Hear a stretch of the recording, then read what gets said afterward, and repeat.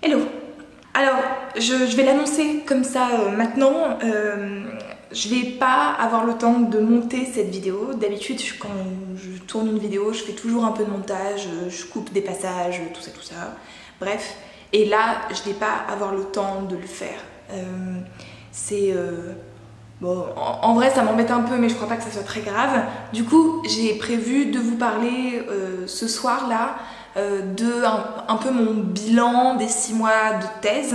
Du coup, j'avais envie de parler un peu plus de ce que je fais. Et en fait, mon idée, c'est quand même de donner de la visibilité au travail de chercheurs ou peut-être même donner l'envie à des personnes dans le milieu scientifique ou pas, de se projeter un peu dans la thèse et du coup d'y réfléchir un peu plus. Je voulais, avant de commencer encore, une petite annonce. Là, je pars en vacances. Voilà, je pars en vacances pour 2 semaines. En fait, j'ai absolument pas eu le temps de soit monter le live, soit quoi que ce soit, donc du coup il n'y aura pas de vidéo pendant ces 2 semaines parce que pour plein de raisons, parce que j'aurai pas accès à internet, parce qu'en fait j'ai aussi envie que ça soit des vraies vacances. J'ai vraiment besoin de me reposer, du coup j'ai pas envie de me stresser à me dire il faut que je trouve internet, il faut que je bloque 2 heures de mon temps là-dessus, donc ok, il n'y aura pas de vidéo pendant 2 semaines, mais du coup c'est pour ça que je tenais à tourner au moins une vidéo avant de partir, d'où cette vidéo là que j'improvise la veille de mon départ, sans montage, sans rien, voilà, désolée, c'est brut de déco, voilà. Donc pour commencer un peu avec le bilan, pour ceux qui auraient, peut-être, je sais pas, peut-être que vous savez pas, voilà, peut-être que vous savez pas, peut-être que vous me découvrez seulement depuis quelques temps. Du coup, je fais une thèse. Je suis à Berlin et je fais une thèse en agriculture. Et j'ai commencé au mois de janvier, donc ça va faire bientôt 6 mois. Du coup, je vais parler dans cette vidéo un peu comment ça se passe un début de thèse, parce que c'est quand même assez particulier, et en plus mon cas est en plus assez particulier. Bon, déjà il faut comprendre un peu le contexte. Il y a 2 façons de trouver une thèse dans le monde de la recherche, en tout cas à ma connaissance, dans mon milieu quoi. La première, c'est d'avoir un sujet, de vouloir travailler dessus, peu importe quoi, et du coup de présenter, de monter en fait un dossier de financement, de le présenter à des profs, à des universités, et de trouver des gens en fait qui veulent d'une part vous financer, parce que c'est un des grands problèmes de la thèse, c'est le financement, ou coordonner pour la thèse, parce que du coup vous faites pas votre thèse dans votre coin, vous êtes forcément dans une espèce d'équipe, de groupe de recherche, donc voilà, c'est ça que vous devez chercher. Moi c'est pas du tout mon cas, je voulais faire une thèse, j'ai d'abord regardé dans mon domaine de prédilection qui était, enfin dans mon domaine d'études plutôt, hein, dans mon domaine d'expertise même on pourrait dire, qui était plutôt l'hydraulique. Il se trouve que l'hydraulique, ça faisait quelques années que je faisais que ça m'intéressait pas beaucoup, c'est-à-dire que je savais faire, mais concrètement j'avais pas non plus un intérêt de fou, et j'ai quand même pensé à un sujet de thèse un peu spontané. C'est un peu comme des candidatures spontanées si vous voulez, hein. Et c'était beaucoup trop pointu, beaucoup trop... c'était difficile de trouver des profs qui me suivaient dans mon truc. À la fois c'est quelque chose, c'est en relation avec l'intelligence artificielle, et à la fois c'est quelque chose qui est assez nouveau, du coup il n'y a pas beaucoup de profs qui maîtrisent, et du coup ça fait souvent peur, et à la fois c'est quelque chose en plus de très nouveau, comme je le disais, du coup le monde de la recherche, c'est pas contrairement à ce qu'on pourrait penser, c'est quand même un monde conservateur ou conservatif, je sais pas le mot, enfin bref, peu importe, et du coup partir sur des nouvelles méthodes d'intelligence artificielle pour un domaine comme l'hydraulique, qui est quelque chose de très classique, ça plaisait pas du tout. Donc du coup en parallèle, j'ai quand même trouvé d'autres moyens de faire une thèse, et l'autre moyen c'est de répondre à une offre. À une offre d'emploi d'ailleurs, souvent c'est un emploi quoi, et vous êtes du coup employé par quelqu'un, ça peut être une entreprise, en France ça se fait pas mal, ou un institut de recherche qui vous finance, ou une université, moi c'est une université qui me finance, qui vous paye en fait pour faire votre thèse et qui vous demande. Voilà. Ça demande quand même de répondre à certains critères. Moi par exemple, on m'impose l'utilisation de méthodes, on m'impose aussi un sujet.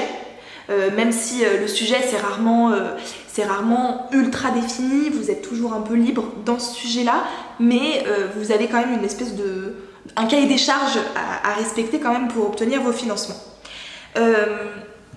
Voilà, donc moi c'est comme ça que j'ai trouvé ma thèse. C'était quoi? C'était fin août, ouais c'est ça, fin août. J'ai trouvé une offre qui me plaisait et qui n'était pas du tout dans mon domaine. C'est-à-dire que je suis passée de l'hydraulique à maintenant agriculture, les prairies, le feu aussi, parce qu'au final j'étudie l'impact des feux, fire on grassland, qui se dit en français. Les feux dans les pâturages, voilà, les feux dans les pâturages, encore je pense pas que ça soit une très très bonne traduction, mais enfin peu importe, j'en parle beaucoup mieux en anglais, c'est toujours un peu le problème quand notre travail n'est pas dans la langue dans laquelle on parle, c'est toujours très compliqué, mais enfin bref, on va pas s'apesantir là-dessus. Et du coup tous les impacts, donc il y a aussi l'étude des feux, comment ça se propage, la forêt, voilà, et avec toute la problématique de la forêt vierge au Brésil, la déforestation. Voilà, donc bon, moi ça me plaît énormément, ça me fait énormément de bien de faire autre chose que de l'hydraulique.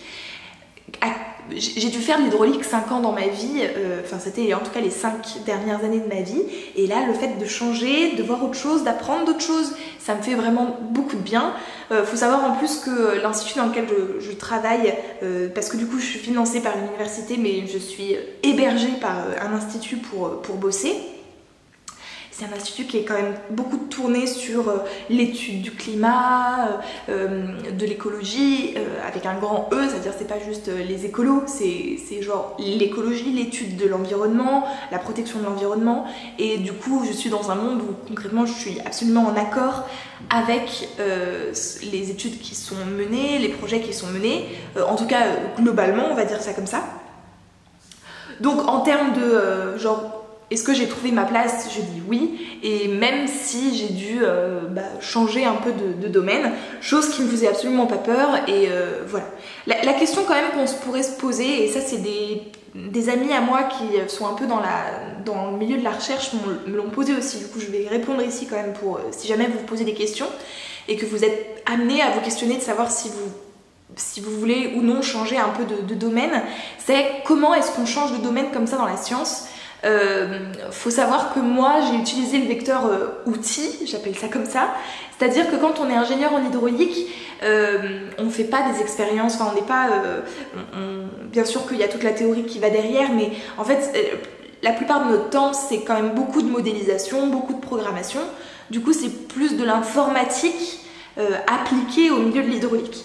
Et du coup pour changer en fait de domaine, faut savoir que l'informatique, la programmation, la modélisation, c'est vraiment une part très importante du boulot de chercheur. Il y a très peu maintenant de places de chercheurs qui sont faits sans modélisation informatique et sans programmation, ne serait-ce que pour l'analyse de données, parce que il y a quand même beaucoup de ça, hein, c'est-à-dire que vous recevez des données telles qu'elles soient, peu importe, et en fait pour les analyser, maintenant on utilise un ordinateur, donc il faut avoir quand même des savoir-faire en informatique et en programmation. Et moi il se trouvait que mon savoir-faire en programmation, modélisation était quand même très bien, c'était mon cursus scolaire si vous voulez, donc c'était très bien. Du coup j'ai utilisé ce vecteur en fait pour changer de domaine et en gros appuyer mes candidatures sur en fait je sais programmer, je sais modéliser, je sais apprendre vite, je sais voilà, parce que j'ai appris plein de modèles différents en très peu de temps. Du coup voilà, c'est ce vecteur là que j'ai joué, et c'est c'est vrai que c'est pas toujours très fun d'apprendre l'informatique et la modélisation à l'école, c'est souvent très mal enseigné, et puis si vous n'êtes pas trop là-dessus, c'est vrai que c'est un peu rébarbatif et c'est pas super cool, mais faut savoir qu'une fois que vous arrivez dans le milieu un peu professionnel ou le milieu de la recherche, c'est ce qu'on va vous demander de toute façon, et sinon vous serez bloqué. Donc voilà. Donc, je serai amenée à en reparler certainement dans d'autres vidéos sur l'aspect informatique du boulot de chercheur. Mais voilà, ça me paraît important quand même de dire que avant d'être un chercheur, on sait se servir d'un ordinateur. Et enfin, on doit savoir même se servir d'un ordinateur, en tout cas maintenant. Et c'est une grosse partie du savoir-faire qu'on demande à un chercheur. Donc voilà, ça c'était un peu pour expliquer comment j'en étais arrivée ici. Pour les premiers mois de thèse, surtout d'ailleurs quand on est dans mon cas, c'est-à-dire où il y a quand même une réorientation plus ou moins, c'est pas vraiment le terme, mais on va dire ça comme ça pour faciliter le dialogue, enfin le monologue plutôt. Ok, c'est que les premiers mois, on est beaucoup sur la lecture de publications. Parce que faire une thèse, ça veut dire bosser sur un sujet qui n'a pas été étudié. Donc en fait, vous devez savoir quel est l'état de la science dans ce domaine-là. Et pour ça, ça nécessite de lire beaucoup d'articles scientifiques dans votre domaine pour savoir exactement, ok, on en est là, quoi. On en est là, donc ça veut dire que moi, il faut que j'aille la marche au-dessus. Donc c'est les premiers mois de la thèse et c'est ce que j'ai fait en plus de mon intégration au sein de l'Institut, de l'apprentissage des outils, etc. J'ai en plus fait beaucoup de veille scientifique, recherche d'articles, lecture d'articles, voilà. Ça peut paraître un peu relou et en fait non, je trouve pas. Je trouve que justement c'est assez intéressant et ça permet de bien connaître. Bon, en plus il se trouve que moi, je vais être amenée à aller au Brésil. Bon, ça peut-être que vous le savez déjà. D'ailleurs, j'y vais déjà dès fin août. Donc c'est rapidement ici. Je suis en train de préparer mon séjour, même si je vais pas rester au même endroit tout le temps. C'est que lire des articles aussi, ça vous permet de connaître un peu le milieu scientifique dans votre domaine. C'est souvent, c'est vraiment, faut vous dire, à l'échelle d'une thèse, les gens qui travaillent sur votre sujet, c'est un petit monde quoi. C'est vraiment un petit monde, on parle de quelques personnes.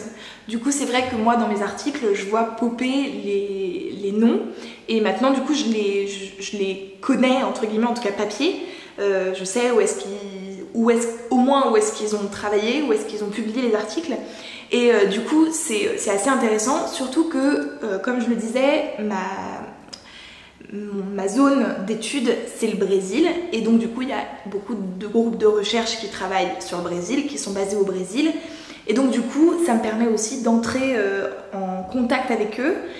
Et du coup, de dire, en fait, je viens au Brésil, donc est-ce qu'on peut se voir, est-ce qu'on peut se rencontrer pour travailler ensemble et pour voir qu'est-ce qui est bien, qu'est-ce qui est pas bien, comment est-ce que je dois faire, enfin bref, des conseils, demande de données, enfin voilà. Ça pareil, j'y reviendrai pendant mon séjour au Brésil, si je fais des updates à ce moment-là. Du coup, moi, cet aspect-là, ça m'intéresse beaucoup en fait. Ça m'intéresse de rencontrer des scientifiques, de voyager un peu aussi, de prendre l'opportunité que j'ai d'aller au Brésil pour aller un peu dans toutes les zones, pour voir la végétation, pour rencontrer les groupes de recherche, pour voilà, tout ça. Qu'est-ce que je pourrais dire d'autre? Donc ça c'est à peu près le début de la thèse. C'est en vrai, je pense que dans un schéma plus basique, ça serait moins... Moi je prépare mon séjour au Brésil, du coup c'est vrai que j'ai une certaine...